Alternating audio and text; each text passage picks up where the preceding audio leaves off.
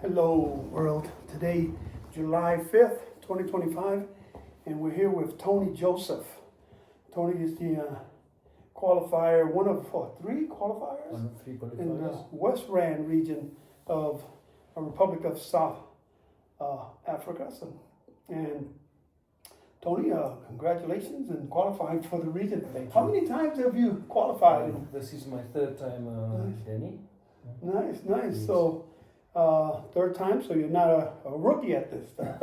Almost. How long have you been flying rollers actually?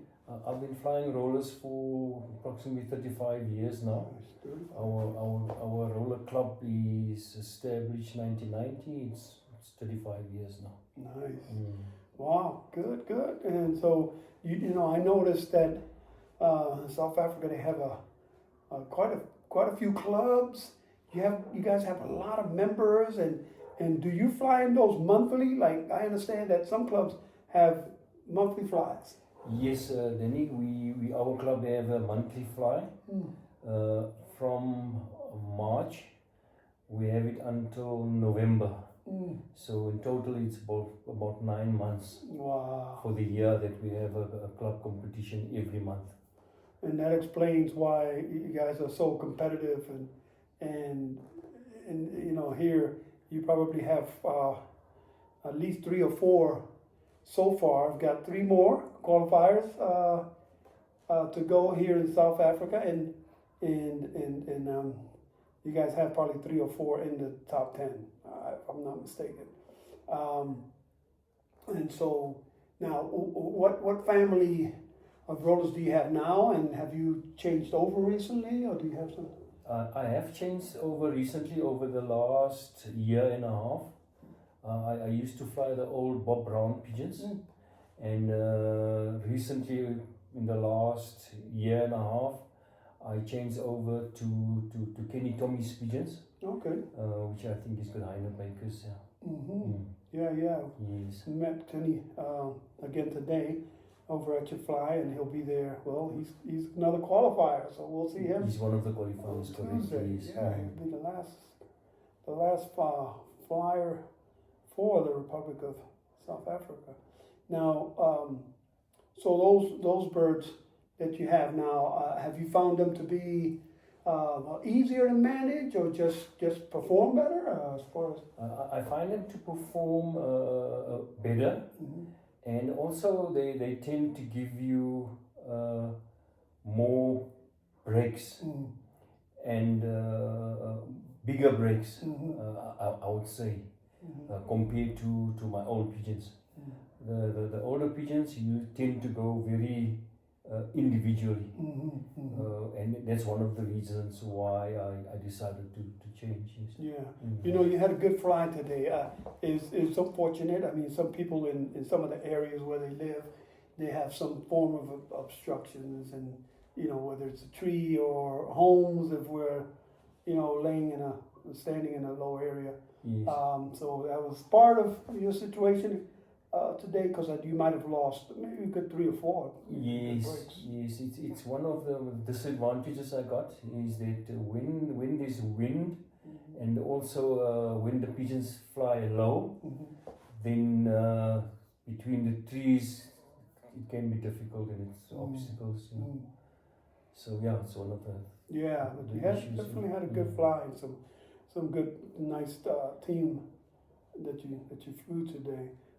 Do you have somebody that you know? Well, let's talk about the feed first. Let's talk about the feeding, and then we'll. So is there what on a regular basis? What is like some? So you fly monthly. So do you give your birds a break so often by not flying, and then when you do fly them, what's like your program with your feeding? When you do that? Yeah, what I do is with the flying, I would not fly them too often. I normally try to fly twice a week, once on the weekend, and then in the middle of the week. Not to overwork them, because you also got the other younger birds that you also fly in between. And then feeding, I would fly them on the normal wheat, and then a little bit of barley, and a little bit of red sorghum. Milo. The Milo, correct, yeah. And then basically it's feeding up and then breaking them down towards competition. That's basically what have you found that let's say the day before that it's best for you to do as far as feeding goes? The day before I would normally keep them in 2 days. The day before flying and the day before that 2 days, and then the last day of feeding would depend on when you see them, depending how hungry they are. So that will depend how much food you're going to give them. And I think in this case, I think I might have maybe slightly overfed them. Well, you was probably looking at maybe the temperature too, you know. You're like, you'd be safer than sorry when you don't want to land, or I would think that because it's, you know, it's cold. Cold, you tend to cold give last them, night. Yes, it was. Yeah. So you tend to give them a little bit more, yeah. And that little bit more could have maybe just push them to be stronger. To fly in through the fly. Yeah, they flew through some breaks. I saw they flew through some of the breaks. That could have been definitely that. Yes. Well, Tony, you know, a lot of people here. I mean, I heard about you even in America before I came to South Africa. And, okay, that's nice. And you know, we hear a lot of good things about you. Now, are you mentoring anybody at this time, as far as any new person or? In our area, not really. There's not many young guys coming through now. So not really. You know, you guys have so many people in your club that people tend to pull them in anyway. Yes, you know, they look out for I was just gonna say what we do is from the other regions. If there's young men that's interested in the birds, we would try and help them with birds. Yes, we do in that way. Nice, and I noticed that. That's why I was asking that, because most of you do that. Young, so we do that. The club itself does that. Correct. Yeah.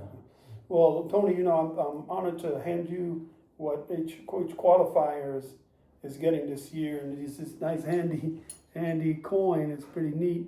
Our Secretary Treasurer for the World Cup provided these or came up with these.